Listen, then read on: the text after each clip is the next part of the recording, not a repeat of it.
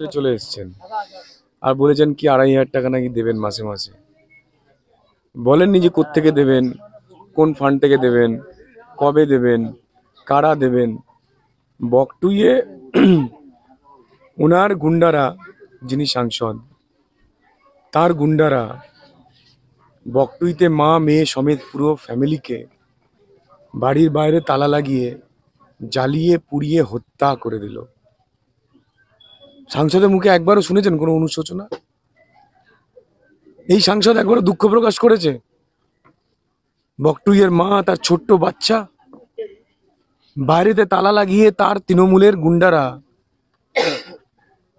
আগুন জ্বালিয়ে পুড়িয়ে হত্যা করে দিল। সাংবাদিককে শুনেছেন একবারও দুঃখ প্রকাশ করতে? তার মুখ্যমন্ত্রী গেল অনেকদিন পর, গিয়ে বলল যে আমি এদের জন্য, এই যে মারা গেছে আমার গুন্ডারা জ্যান্ত খুন করেছে, তার জন্য আমি কম্পেনসেশন দেবো। সে টাকাটা কোত্থেকে দিল? সেই টাকাটা গরিব বাচ্চা ছেলে মেয়ে যারা স্কুলে যায়, একটুখানি মুখের মধ্যে যাদের অন্ন জোটে, এটাকে মিড ডে মিল বলে, সেই গরিব বাচ্চাদের মুখের অন্ন কেড়ে নিয়ে সেই মিড ডে মিলের টাকা নিয়ে উনি বকটুইতে কম্পেনসেট করলেন। তো মাননীয় সাংবাদিককে প্রশ্ন করব যে উনি এই রসিকগঞ্জের যে ফ্যাক্টরি, সেখানে গিয়ে ছবি তুলে ভিডিও তুলে 2,500 টাকা দেওয়ার যে ঘোষণাটা করলেন, টাকাটা কি ওই বকটুইয়ের মতো গরিব বাচ্চাদের মিড ডে মিলের টাকা চুরি করে দেবেন, না কোথা থেকে দেবেন? আর একটা আপনাদের কথা বলি, যদি আমরা সরকারে থাকতাম, উনি সরকারে আছেন তাই তো, ওনার সরকার তো চলছে 2011 থেকে 13 বছর হয়ে গেল, উনি রানিং সাংসদ 10 বছরে, তা সত্ত্বেও মাত্র 2,500 দিয়েছেন। যদি আমি সাংসদ হতাম এখানকার, যদি আমার সরকার চলতো এখানে, তাহলে 10,000 টাকা মিনিমাম দিতাম, মিনিমাম 10,000 টাকা। 2,500 টাকাতে কারো সংসার চলে? কিভাবে আগুন লাগলো তার উত্তর নেই, কি বলবো। দেখুন, পুলিশ প্রশাসন দমকল বাহিনী সবাই চুপ।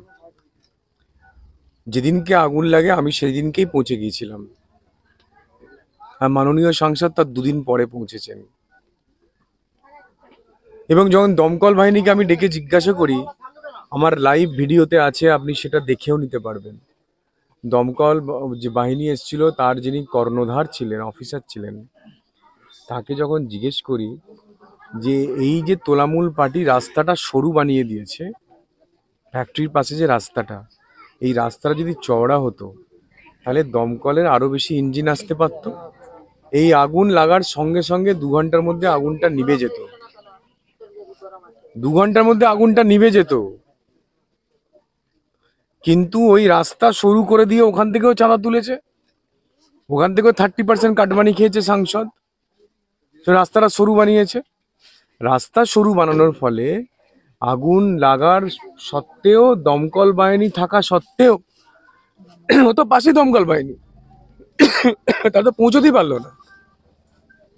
30% কাটমানি নেওয়ার, এবার বুঝতে পারছেন কি ভয়ঙ্কর রেজাল্ট। যদি রাস্তা থেকে 30% কাটমানি না নিত, রাস্তা যদি চওড়া করতো, তাহলে দমকল বাহিনী চলে যেত। তাহলে কি আগুনে, যে ভয়ঙ্কর আগুনে সব শেষ করে দিল, শেষ করে দিত? দমকল বাহিনী নিভিয়ে দিত আগুন। আজ 3 দিনেরও নেভাতে পারছে না, কারণ ইঞ্জিনই তো নেই। দমকল বাহিনী ওই সরু রাস্তা দিয়ে বড় ইঞ্জিনই তো নিয়ে যেতে পারছে না। সাংসদকে প্রথমে তার জবাব দিতে হবে যে আপনি ওই সরু রাস্তা করে যে 30% কাটমানি নিয়েছিলেন, আগে সেই টাকাটা ফেরত দিন।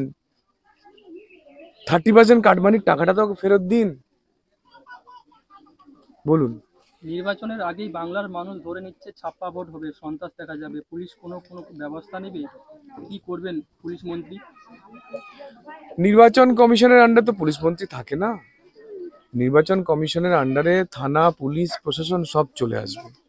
সেজন্য বাংলার মানুষকে আমি আশ্বস্ত করব যে তৃণমূল যতই ওদের পুলিশ নামক গুন্ডা দিয়ে চেষ্টা করুক, চমকাক, ধমকাক, সন্ত্রাস তৈরি করুক, এবারে মোদিজি নেতৃত্বে আমার ভারতীয় জনতা পার্টির যে কার্যকর্তারা আছে, তারা জান প্রাণ দিয়ে হলেও বুথটাকে দখল মানে বুথটাকে দুর্গের মতো পাহারা দেবে, যাতে কোনো গুন্ডা বাহিনী তৃণমূলের পুলিশ বাহিনী ঢুকতে না পারে।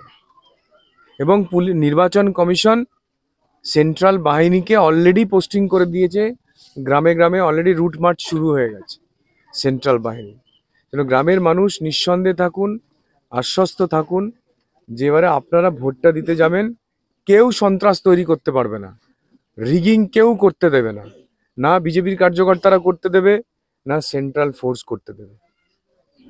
আপনি বলেছেন কেন্দ্রে টাকা আসলে তো 30% কাটমানি পাওয়া যাবে না, তাই কেন্দ্রের টাকা ছাড় ঘাটাল মাস্টার প্ল্যানের কথা হচ্ছে মনে, আপনি কি বোঝাতে চাইছেন? যা বোঝানো বুঝি দাদা, আপনাকে নতুন করে কিছু বোঝাতে পারবো না। আমি যা বুঝিয়েছি আপনি শুনে নিন ভালো করে, বলুন। সংবাদ মাধ্যমের মুখোমুখি দেব এবং প্রশ্ন করেছেন প্রতিদ্বন্দ্বী হিরণ প্রার্থী দেখে, উত্তর কি দেবেন? হেসে বললেন। না না, আসলে ওনার হাসি পাচ্ছে, সন্দেশখালীর মায়েরা তো কাঁদছেন। সন্দেশখালীর মা বোন, ঘাটালের মা বোনরা, তাদের চোখ দিয়ে জল বেরোচ্ছে না, তাদের কান্না দেখে, তাদের চোখের জল দেখে ওনার হাসি পাচ্ছে। ওনার পরিবারের যদি কেউ থাকতো সন্দেশখালীতে, ওনার পরিবারের কেউ যদি সন্দেশখালীর মা বোনের মতো যৌন নির্যাতিতা হতেন, যদি রেপড হতেন, তাহলেও কি আপনি এভাবে হাসতেন? তাহলে কি আপনার মুখে এই একগাল যে হাসি হাসছেন, তাহলেও আসতো? সন্দেশখালীর মা বোনরা কি অপরাধ করেছে, কি পাপ করেছে, যে আপনার দলের শেখ শাহজাহান 12 বছর ধরে তাদেরকে রেপ করে চলেছে? আপনি একবারও প্রতিবাদ করবেন না মা বোনদের জন্য?